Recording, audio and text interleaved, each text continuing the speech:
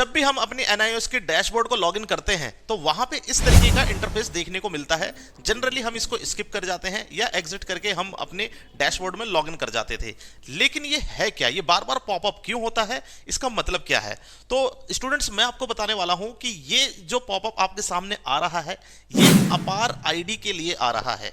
जैसे आपका एक आधार कार्ड होता है वैसे ही आपकी एक और आईडी बनाने जा रही है गवर्नमेंट, जिसका नाम है अपार आईडी। ठीक है, ये अपार आईडी आपके आधार कार्ड की तरह ही होगा। जैसे आधार कार्ड में आपकी सारी डिटेल होती है वैसे ही स्टूडेंट्स की सारी डिटेल इस कार्ड में होगी। जो भी स्टूडेंट है, अब जब से ये बच्चा चाहे वो प्री यानी कि आपके नर्सरी में एडमिशन ले रहा हो, प्री प्राइमरी तो वो एडमिशन ले रहा हो, चाहे कोई बीए में भी हो, वो सभी स्टूडेंट के लिए कंपलसरी है।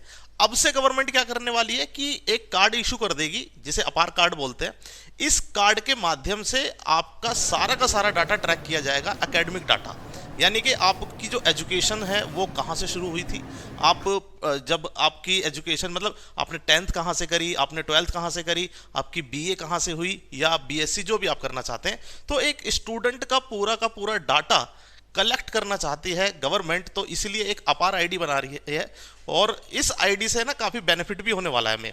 बेनिफिट कैसे होगा कि अगर कोई बच्चा अपना स्कूल ट्रांसफ़र कराता है तो उसको काफ़ी डॉक्यूमेंटेशन करवाने पड़ते थे, टीसी निकलवानी पड़ती थी, और फिर उसके बाद कई तरह के स्कूल में जाता था तो वो रीज़न देना पड़ता था कि यहाँ से आए हैं ये ट्रांसफ़र, तो बहुत सारे झंझट हुआ करती थी। अब इस कार्ड के माध्यम से क्या होगा कि आपकी जितनी भी इंफॉर्मेशन है, एक ही यूनिक आईडी होगी, एक नंबर होगा, वो यूनिक नंबर, उसी नंबर के माध्यम से आप जिस भी स्कूल में जाएंगे वही नंबर डालेंगे और आपकी सारी डिटेल आ जाएगी। और जब आपने ट्रांसफ़र करने के लिए अप्लाई किया होगा तो ट्रांसफ़र भी बहुत ईजिली हो जाएगा। यानी कि जितना डॉक्यूमेंटेशन होता था वो डॉक्यूमेंटेशन कम हो जाएगा। तो इस वीडियो में मैं आपको बताने वाला हूं कि कैसे आप फिल कर सकते हैं अपना अपार आईडी फॉर्म। 1 मिनट का भी काम नहीं है। चलिए मैं आपको स्क्रीन पर दिखाता हूं कैसे आपको फिल करना है। मैं कहूंगा कि जरूर फिल कर लीजिए, इसे कुछ जा नहीं रहा हमारा। एक जैसे ही आप अपनी आईडी लॉगिन करते हैं तो इस तरीके का इंटरफेस आपको देखने को मिलता है, जहां पे ऊपर लिखा हुआ आता है क्रिएट योर अपार या ABC आईडी। तो ये इसी अपार की बात हो रही है जो मैंने अभी वीडियो में आपको समझाया है। तो कैसे आपको बनाना है ये देखिए। अगर अभी तक हमने क्या करा था, स्किप किया था, अब हमें प्रोसीड पे जाना है। इस प्रोसीड पे क्लिक करेंगे आप तो आईडी बनाने की डिटेल्स भरने की ऑप्शंस आ जाएंगे आपके पास। पहला तरीका तो ये है, आप इस तरीके से कर सकते हैं। कई बार क्या होता है कि हमें पता नहीं होता, ये ऑप्शन नहीं आता, हम आईडी अपनी लॉगिन कर लेते हैं, यानी कि हम अपने डैशबोर्ड को लॉगिन कर लेते हैं। तो हम कैसे पता करें हमारी आईडी बन गई है या अगर हमें बनानी है तो कहाँ पे जाके बनानी है? तो आप नीचे जाएंगे तो आप इस तरीके से स्क्रॉल करेंगे, आप देखते जाएंगे पीसीबी क्लासेस, ये जो मैंने पिछली क्लासेस में बताया था, स्टडी मटेरियल और ये सारी चीज़ें आपको देखने को यहाँ पे मिलती है। उसी के नीचे ये जो आपका TMA होता है, TMA के नीचे आप जाएंगे ना, आपको रेड कलर में ये पूरा का पूरा बॉक्स मिल जाएगा, जहाँ पे क्या लिखा हुआ है, एकेडमिक बैंक ऑफ क्रेडिट। ठीक है, तो यहीं पे आपको एक ऑप्शन आ रहा है क्रिएट अपार या ABC आईडी। तो यहाँ पे आपको क्लिक कर देना है जस्ट।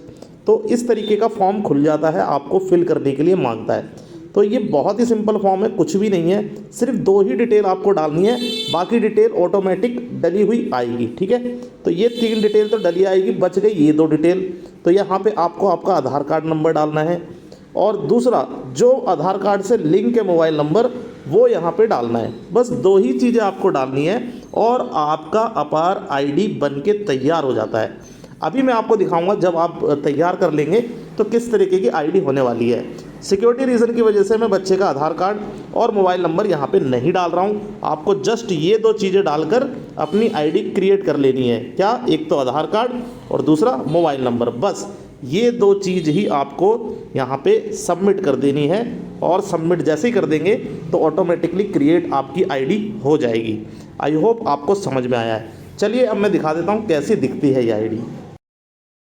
देखिए, जब आप अपनी आईडी क्रिएट कर लेंगे, सक्सेसफुली क्रिएटेड लिखा हुआ आ जाएगा, तो उसके बाद जब दोबारा आप लॉगिन करेंगे तो पहली बार तो वो पॉपअप नहीं आएगा, यानी कि आपको बार बार नहीं कहेगा आपको आईडी बनाने के लिए। दूसरा, आप चेक कहाँ पे करेंगे, तो जैसे ही आप नीचे जाएंगे जहाँ पे क्रिएट करने का ऑप्शन आ रहा था, वहाँ पे अब आएगा इस तरीके का बना हुआ आपकी आईडी का नंबर। ठीक है, एकेडमिक बैंक ऑफ क्रेडिट पे आपको मिल जाएगा आपका नंबर जो कि आपका अपार आईडी कार्ड का नंबर है, और इसी नंबर के अकॉर्डिंग आपको आपकी आगे की स्टडीज़ आपकी होंगी।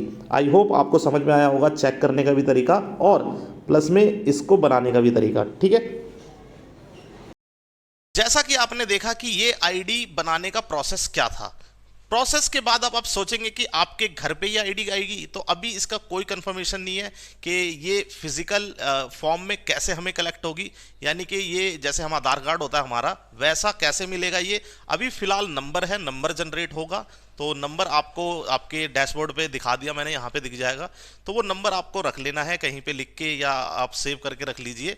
तो ये आईडी का नंबर है। बाद में आगे चल के कार्ड कहाँ से डाउनलोड होगा, क्या होगा, अगर कोई ऐसी अपडेट आती है तो मैं ज़रूर आपके साथ शेयर करूंगा। और जो स्कूल के बच्चे हैं ना, उनके लिए भी कंपलसरी है, हर स्टूडेंट के लिए कंपलसरी है।